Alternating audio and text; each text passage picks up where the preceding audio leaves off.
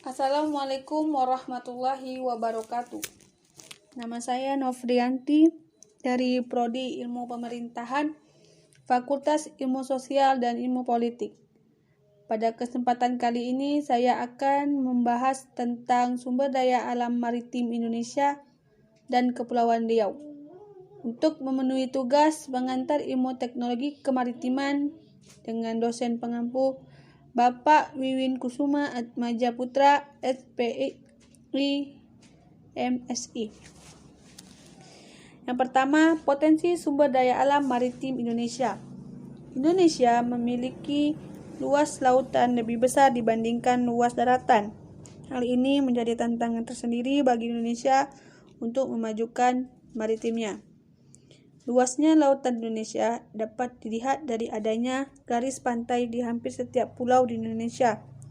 Dilansir dari situs Perusahaan Umum Perikanan Indonesia, dengan memiliki luas lautan menjadikan Indonesia menempati urutan kedua setelah Kanada sebagai negara yang memiliki garis pantai terpanjang di dunia.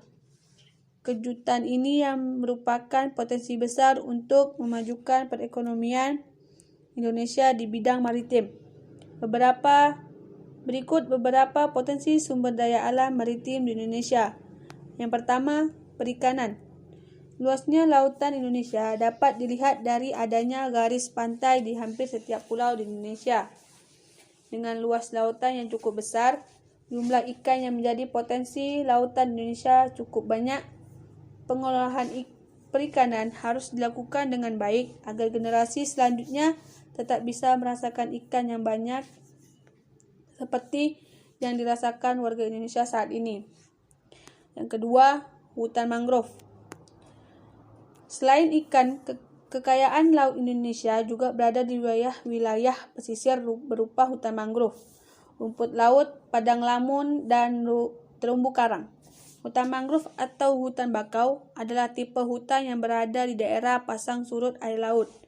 Saat pasang, hutan mangrove digenangi oleh air laut, sedangkan pada saat air surut, hutan mangrove bebas dari genangan air laut.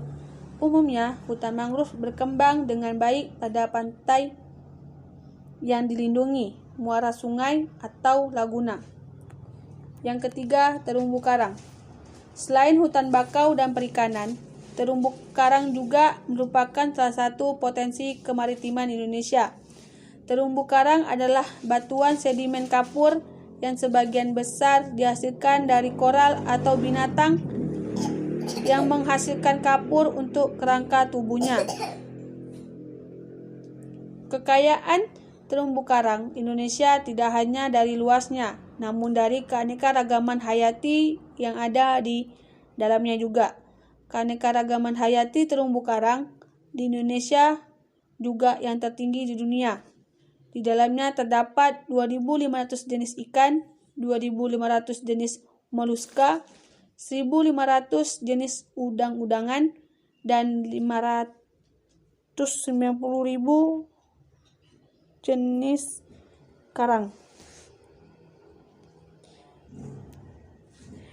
Yang kedua, potensi sumber daya alam maritim Kepulauan Riau. Berikut adalah contoh dari potensi sumber daya maritim Kepulauan Riau. 1. Terumbu karang.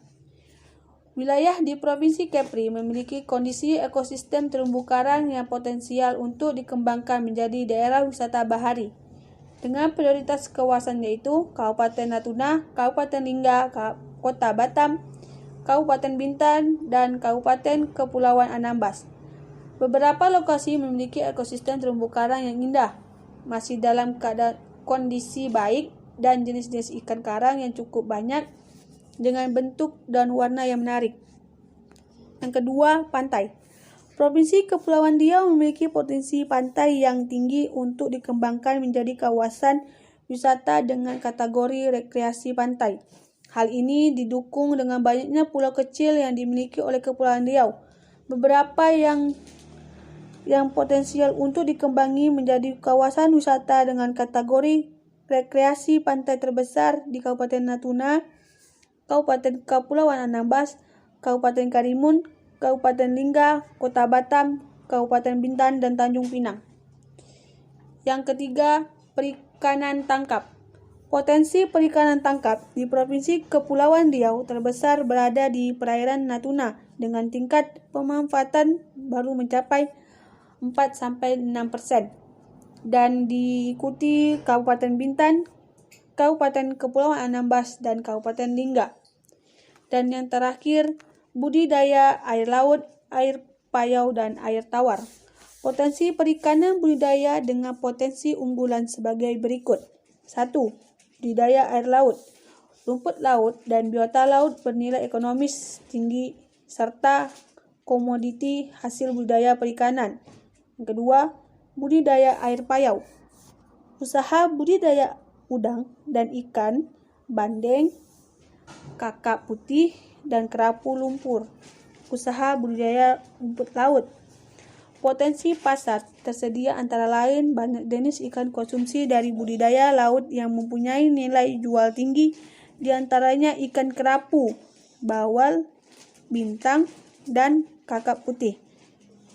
Investasi yang dapat dikembangkan seperti budidaya keramba, jari apung, dan tancap. Kedua, kolam. Yang ketiga, usaha pengolahan hasil pertanian. Yang keempat, pengolahan rumput laut. Yang kelima, usaha pemasaran distribusi hasil perikanan. Yang terakhir, pengolahan kitosan. Hanya itu yang dapat saya sampaikan. Terlebih dan kurang saya mohon maaf. Saya akhiri, wabillahi taufiq wal hidayah. Wassalamualaikum warahmatullahi wabarakatuh.